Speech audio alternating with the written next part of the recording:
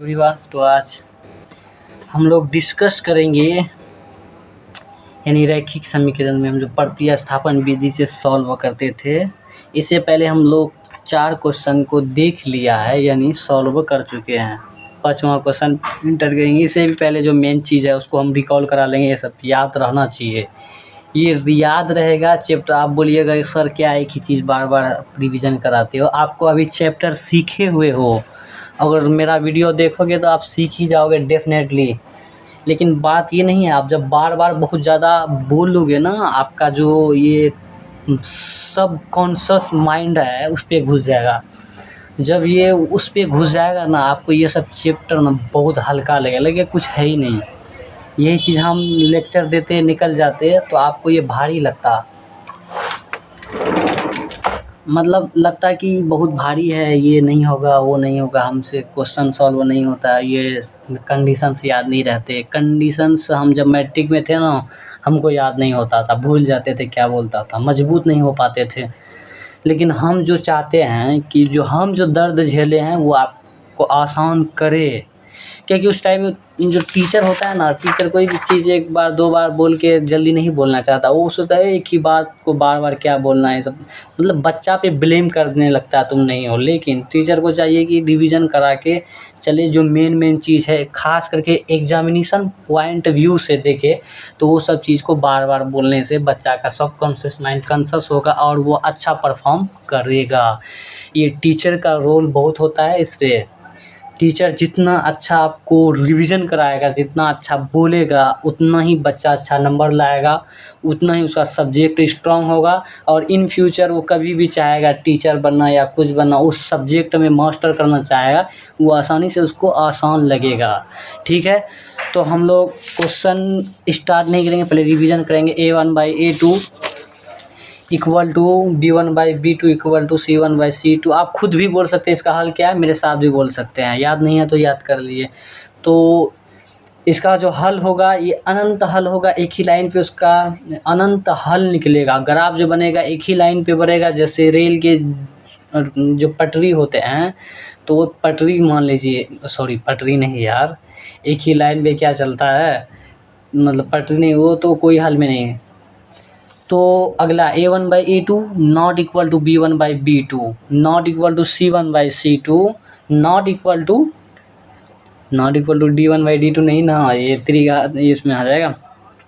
A1/A2 equal not equal to B1/B2 not equal to C1/C2। इसका जो हल होगा ये अद्वितीय हल होगा, इंग्लिश में बोले तो यूनिक हल होगा।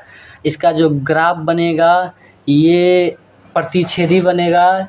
इंग्लिश में मुझे याद नहीं है प्रतिच्छेदी को क्या बनेगा, यानी ठीक है, ये कोइंसिडेंट शायद बोलते हैं, जहन में मेरा कंफर्म नहीं है।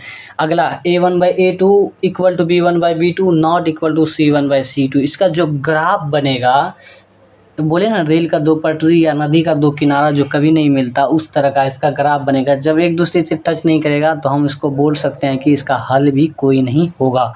यानी ग्राफ के माध्यम आपका ये नदी का 2 किनारा दिमाग में मिल जाए तो इससे रिलेट करके आप याद रख सकते हैं कि उसका जब एक दूसरे से कभी 2 लाइन टच नहीं करेगा तो उसका हल भी कोई नहीं निकलेगा। यहाँ से एक बात आप याद रख सकते हैं। ये भी आपको बता दिए हैं कि इसका हल जो निकलता है कैसे निकलता है, A1/A2 A किसको कहता है, B किसको कहता है, ये सब बता चुके हैं। उसके बेसिस पे हम लोग ये डिसीजन लेते हैं, डिसाइड करते हैं कि हम लोग कैसे हल निकाल सकते हैं। ठीक है, तो हम लोग आगे बढ़ते हैं। तो हम लोग अब क्वेश्चन में आते हैं। क्वेश्चन आपका है 5th नंबर क्वेश्चन। तो रूट दिखाई दे रहा है सर आप लोग को? हाँ, तो 2x + 3y इक्वल टू 0 है। ठीक है, √3x - √8y इक्वल टू 0 है। ये है आपका क्वेश्चन। हमको ऐसा फील हो रहा है ना कि इसका हल जो होगा क्या होगा, क्योंकि इसमें कांस्टेंट नहीं है। इसका हल क्या होगा, x y का मान नहीं मालूम, 0 होने का संभावना देख रहे हैं। तो हम लोग क्या करेंगे, इसको क्या करेंगे, हम लोग इक्वेशन 1 मान लेंगे, इसको 2 मान लेंगे। तो लिखेंगे समीकरण 1 से क्योंकि हम लोग डायरेक्ट इधर से भी बना सकते हैं, लेकिन हम लोग को ध्यान में रखना है कौन सा विधि का इस्तेमाल करना है, विधि का प्रतिस्थापन विधि याद रखिए। प्रतिस्थापन में हम लोग क्या करते हैं, इक्वेशन को उतारिए, ठीक है, अच्छे बच्चों की तरह 3y इक्वल टू 0। अब क्या करेंगे अच्छे बच्चों की तरह 2x को ऐसे ही रखेंगे और ये प्लस √3y है, इसको इधर ले जाइए। अब क्या कीजिए, x का एक वैल्यू निकालना है, रफ वैल्यू इसका फिक्स -3y बटे √2, ठीक है। अब जब ऐसा आएगा तो अब क्या करेंगे, इसको इक्वेशन 3 मान लीजिए आप।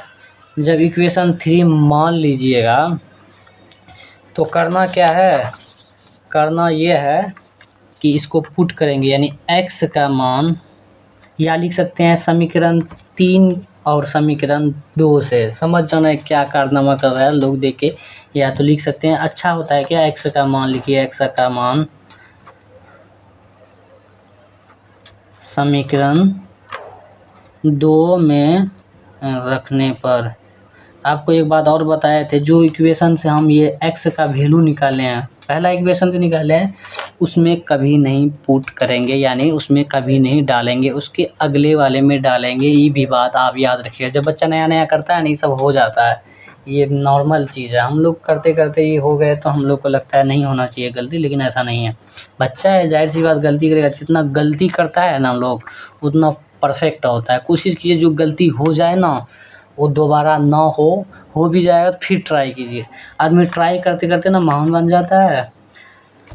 तो इक्वेशन 2 आपका क्या है, √3x minus √8y equal to 0। अब ये √3 को ऐसे रखिए, ऐसा ब्रैकेट डालते हैं, माइनस √3 बटे 2y माइनस क्या है फिर √8y इक्वल टू 0, है ना। अब क्या करते हैं, ये √2 है सर, बहुत गलतियाँ हो रहा है। अब क्या करेंगे, इसको अंदर में मल्टीप्लाई कर लेंगे। जब इसको ऐसा करेंगे तो ये माइनस इधर क्या है, प्लस गुना माइनस, तो माइनस साइन आएगा। और ये भी बताया जब ओड नंबर रहेगा, विषम संख्या में रहेगा माइनस, तो माइनस होगा, यानी 1 ठो माइनस, 3 ठो माइनस, 5 गो माइनस रहेगा। और मल्टीप्लाई या डिवाइड में रहेगा तो माइनस में ही होगा, याद रखिएगा, ठीक है। अब ये √3 ऐसा मल्टीप्लाई के रूप में आएगा कि नहीं, इसका रूप दिखाते हैं, √2y minus √8y equal to 0, है कि नहीं। अब क्या करेंगे, तो देखिए अब ये √3 है तो इसको एक ही रूट लीजिए, इसके अंदर लिख सकते हैं 3।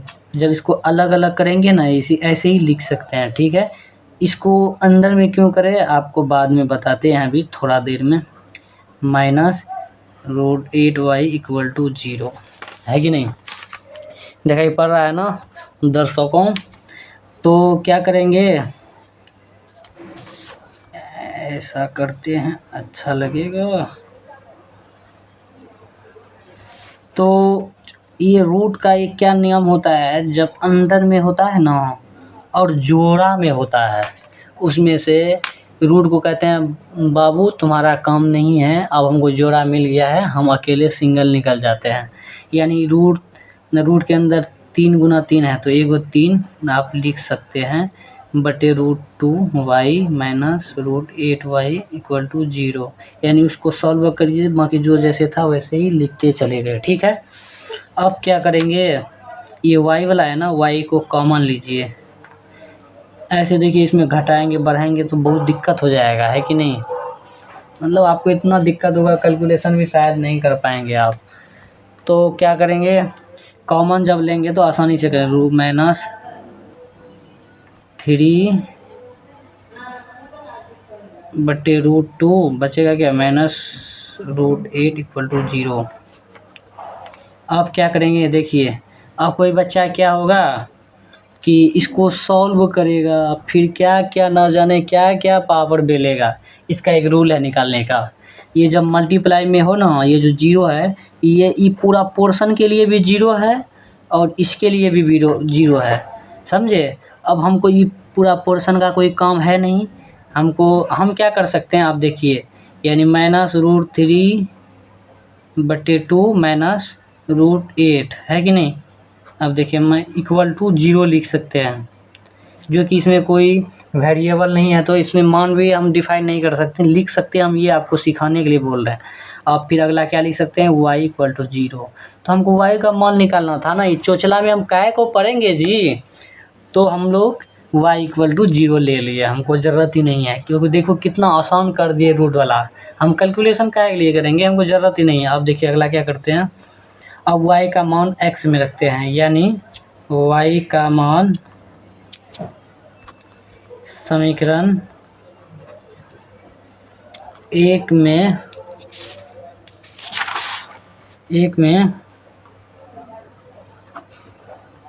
रखने पर, ठीक है।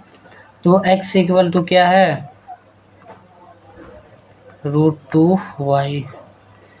अब जो है -√3, इससे तो कांस्टेंट से हमको कोई मतलब ही नहीं है, कोई टेंशन ही नहीं लेना, कांस्टेंट को लिखते चले जाना, जहाँ यूज़ होगा तो यूज़ कर लेना, ठीक है। अब देखिए मल्टीप्लाई, y का मान मेरा कितना निकला है, 0। अब जब ये 0 करेंगे ना, 0 का एक खासियत है, दुनिया का किसी भी संख्या से 0 मल्टीप्लाई होगा ना, सब गधे को 0 करके रख देगा, एकदम तूफान मचा देता है। तो इक्वल टू क्या हो जाएगा, 0, यानी x का मान भी 0।